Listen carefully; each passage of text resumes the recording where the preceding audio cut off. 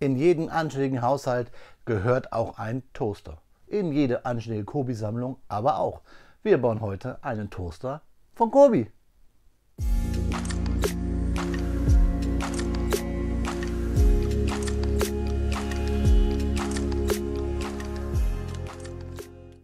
Willkommen in der Noppenklötzchenscheune. Mein Name ist Blockstar und ja Freunde, das ist mein Haushaltstoaster und wir bauen heute einen von Kobi, denn ich finde, das Set 2989 sieht genauso aus wie ein Toaster.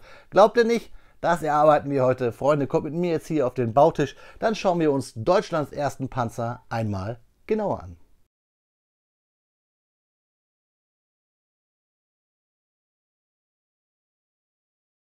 Ja, Freunde, da haben wir unseren Großvater der Panzerentwicklung in Deutschland, unseren fahrenden Toaster, den Sturmpanzerwagen A7V, hier auf dem Bautisch. Historical Collection Great War, also großer Krieg, so heißt der Erste Weltkrieg ja außerhalb von Deutschland, das Kobi-Set 2989 im Maßstab 1:35. Schönes Design, wir sehen hier einen Sanitäter mit Fahne, Armbinde, Köfferchen und Hund, also ein Tier mal dabei, das freut mich. Wir sehen hier oben die Fokker TR1, den Roten Baron und natürlich unseren fahrenden Toaster. 840 Steinchen und die Figuren, die ich euch gerade schon gesagt habe. Wir schauen uns die Rückseite an. Da sehen wir, dass wir dieses Fahrzeug aufklappen können und dort von innen den Innenraum sehen können.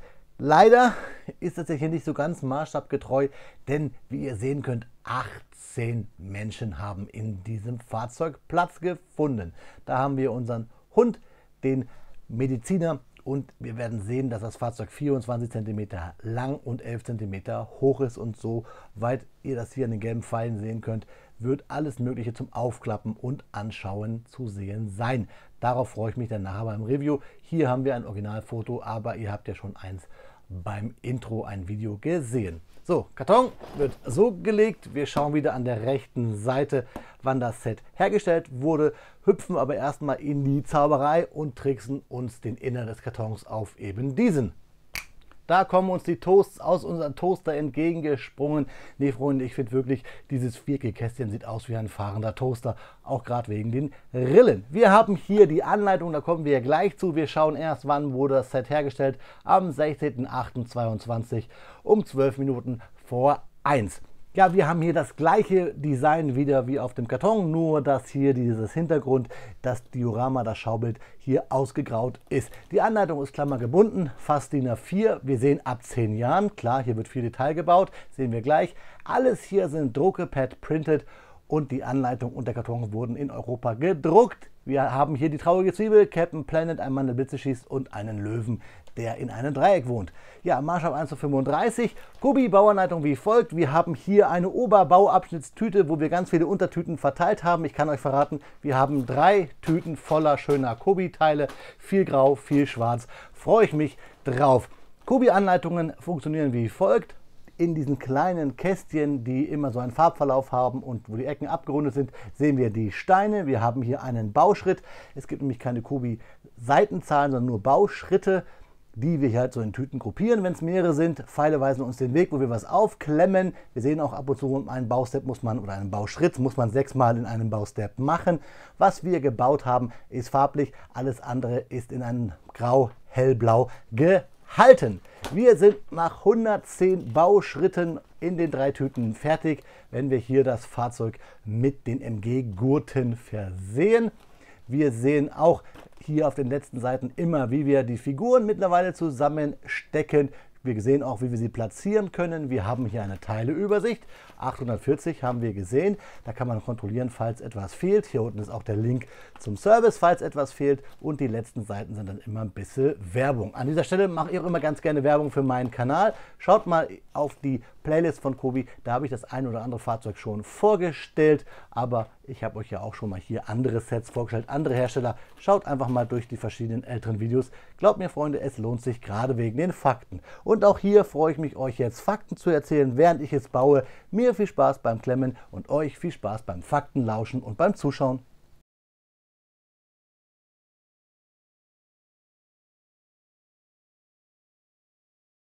Speedbildzeit ist Faktenzeit und natürlich sprechen wir über unseren Toaster. Der A7V war ein deutscher Panzer aus dem Ersten Weltkrieg, der als Antwort auf die Einführung britischer Tanks entwickelt wurde. Der Panzer wurde erstmals im März 1918 auf dem Schlachtfeld eingesetzt und war technisch ein wichtiger Bestandteil der deutschen Panzertruppen. Erst spät im Krieg entwickelt, hatte er aufgrund der geringen Produktionsstückzahl von 20 Stück nur sehr wenig Einfluss auf das Kriegsgeschehen. Der A7V war ein ungewöhnlicher Panzer, der durch seine Form und Konstruktion auffiel. Er war etwa 8,5 Meter lang und 3,3 Meter breit und hatte eine Höhe auch von 3,3 Metern. Der Panzer war mit einer 5,7 cm Kanone und 6 Maschinengewehren bewaffnet und hatte eine Besatzung von mindestens 18 Mann. Der A7V hatte eine Höchstgeschwindigkeit von etwa 15 km/h und konnte eine Strecke von etwa 80 Kilometer zurücklegen, bevor er aufgetankt werden musste. Der Panzer hatte eine Panzerung aus 30 mm dickem Stahl und war damit in der Lage, mindestens Gewehrfeuer abzufangen. Obwohl der A7V im Vergleich zu den britischen Tanks weniger zahlreich war, war er aufgrund seiner starken Panzerung und Bewaffnung ein gefährlicher Gegner. Anders als der Volksmund es meint. Der Panzer wurde in mehreren wichtigen Schlachten eingesetzt, darunter in der Schlacht von Villers-Bretonneux im April 1918 und der Schlacht von Hamel im Juli 1918. Trotz seiner Stärken hatte der A7V jedoch auch einige offensichtliche Schwächen. Der Panzer war aufgrund seiner Höhe und des Gewichts schwer zu manövrieren und hatte eine hohe Silhouette, was ihn zu einem leichten Ziel machte. Irgendwie gibt es da Parallelen zu mir. Darüber hinaus war der A7V aufgrund seiner begrenzten Beweglichkeit und Reichweite oft auf Unterstützung von Infanterie und Artillerie angewiesen. Generell war die Panzerwaffe nicht als eigenständige Waffengattung damals angesehen und es gab immer Kombinationsangriffe mit Infanterie und Artillerie. Insgesamt war der A7V ein wichtiger Bestandteil zur deutschen Kriegsführung, auf jeden Fall technisch im Ersten Weltkrieg, obwohl er, wie gerade schon erwähnt, einige Mängel hatte, war er technisch und von der Bewaffnung her ein gefährlicher und wirkungsvoller Panzer, der im Laufe des Krieges in seiner kurzen Zeit kontinuierlich verbessert wurde. Aber am 21. Oktober, nur knapp 3 Wochen vor dem Kriegsende am 11. November 1918, wurden alle 3 Panzerabteilungen sowie die Beutetankabteilung von Charleroi nach Erbenheim verlegt und am 17. November, dann 6 Tage nach Kriegsende bzw. Waffenstillstand, aufgelöst. Es gab nämlich große Beutetankabteilungen, die alle mit den Mark-Panzern der Franzosen / natürlich der Engländer ausgerüstet waren. Aus den gepanzerten Fahrzeugen, die den Krieg überlebten und die sich noch in deutscher Hand befanden, wurden im Dezember 1918 bzw. zum Jahreswechsel 1919 zur Niederschlagung der politischen Unruhen zusammen mit Freiwilligen in Berlin-Langwitz die sogenannten Freikorps gebildet. Neben einigen gepanzerten Fahrzeugen waren nur noch 2 Mark IV Beutetanks und ein A7 vorhanden, welche die Kampfwagenabteilung der Freikorps Märker bildeten. Ja, Freunde, das waren jetzt mal ein paar Hintergründe zu quasi dem Urgroßvater der deutschen Panzerindustrie, der Panzergeschichte, nämlich unser schleichender A7V, ihr habt es gerade gehört, den ich hier liebevoll Toaster nenne. Ich freue mich aufs Review und ich hoffe, ihr freut euch auch drauf. Freunde, viel Spaß jetzt bei der Besprechung des Kubisets 2989. Ja, Freunde, nach 2 Stunden und 21 Minuten ist unser Toaster, unser A7V, das Kubiset 2989, hier fertig auf den Bautisch. Fangen wir an mit den Basics. Wir haben eine ganze Menge Steinchen über, allerdings auch hier 2 MG-Gurte. Warum, weshalb, wieso, da komme ich gleich mal dazu. Habe ich nämlich hier mir mal rausgesucht. Die Anleitung zeige ich euch ja eigentlich relativ selten, weil ich eigentlich mit Kubi-Anleitung immer zufrieden bin. Ich finde bloß, dass man hier als allerletztes die MG-Gurte anbringen soll, während man vorher schon die MGs hier verbaut hat. Und das ist eine ziemliche Friemelei. Also wenn ihr die MG-Gurte habt, wenn ihr sie findet beim Bauen, da seht ihr das ja auch, hier baut sie gleich in die MGs ein. Nicht ganz zum Schluss, das ist ein ziemlich dummer letzter Baustep. Warum, weshalb, wieso, zeige ich euch dann jetzt auch gleich mal. Fangen wir mal an, gehen wir in die Vollen, denn Hier ist unser A7V, unser viereckiges Töstchen. Und ihr seht schon hier, da kommt man vielleicht noch relativ leicht ran. Aber hier, wenn man, ja, da seht ihr es, da sind die MGs. Das ist ein bisschen friemelig, da dran zu kommen. Das gleiche auch hier. Da kann man schön reingucken. Da geht das mit den Gurten. Da finde ich aber ein bisschen friemelig, wenn sie verbaut sind. Generell optisch ein cooler Kasten. Ich zeige es euch mal jetzt hier von hinten. Wir haben schöne Drucke da unten. Wir haben hier das Tatzenkreuz des Ersten Weltkriegs, das Eiserne Kreuz. Ist es ja eigentlich richtiger. Auch mit den Luken da oben, das ist schön gelöst. Hier vorne auch viele Drucke. Oben auch hier eine Luke. Das macht Spaß. Generell macht der Bau wirklich viel Spaß, bis auf diese großen Klappen hier. Die machen überhaupt keinen Bock. Die muss man auch logischerweise gegenüber, also spiegelverkehrt nochmal bauen. Und das macht absolut keinen Spaß. Alles andere macht richtig Spaß. Nämlich hier die Luken, die wir hier auch bauen. Die Seeschlitze, so, das macht Spaß zu bauen. Haben wir auf der anderen Seite auch. Ist übrigens fast identisch mit dem 1:28er Modell vom A7V. Diese Bautechnik hier oben. Hier haben wir auch eine Luke, bloß ein bisschen blöde. Da braucht man Fingernägel, damit man ran kann. Da kann man auch eine Figur reinstecken. Dies hier ist nur so eine Totluke, aber ein schöner Druck. Ja, machen wir die Luke mal zu. Generell natürlich klar, können wir hier über den Maßstab schimpfen, 1:35. 1:35 ist ja eher das Casual, die Casual-Reihe für Kobi. Ja, der größere, der Maßstab, der 1:28er, da wäre wahrscheinlich, das wäre etwas authentischer, wobei, ganz ehrlich, 18 Mann kriegt man hier nicht unter, kein bisschen. Wir haben hier auch Klappen, da an der Seite, auch hier braucht man Fingernägel, die ich nicht besitze. Da haben wir eine Klappe, da könnten wir unsere Figur quasi uns angucken, wenn wir sie reingesetzt hätten, und das gleiche dann hier auf der anderen Seite auch. Schön auch hier die Abgasanlage und auch hier unten angedeutet, jetzt fällt er mir runter, massiv ist er. Hier unten diese Laufrollenreihe, die aber nur wirklich hier angedeutet ist. Ich repariere ihn mal kurz wieder, denn ich möchte euch sagen, was mir hier wirklich nicht dran gefällt. Das sind auch die Spaltmaße, die wir hier durch die Hinges haben. Das sieht hier alles auf dem Karton da viel schöner aus. Hier bei mir sind sie viel größer, diese Spaltmaße. Schauen wir uns aber nochmal das Innenleben an. Ich nehme mal hier wirklich jetzt eine dieser Klappen ab. Die hängt halt hier auf so einen Hinge. So sieht die Klappe von hinten aus mit diesen vielen sehr dünnen Kobi-Fliesen. Maschinengewehre hat man genug. Wenn man also hier wirklich Erster Weltkrieg ein Diorama bauen möchte, ein kleines Schaubild, dann ist dieses Fahrzeug sicherlich ganz gut, weil man hat viele Maschinengewehre zum Schlachten da, die man halt dann verbauen kann. So, jetzt gucken wir uns das Fahrzeug von innen an. Richtig schön hier der Motor. Wir haben hier diese Kobi Metallic Steine. Hier unten auch so ein Druckbehälter oder Abgasanlage.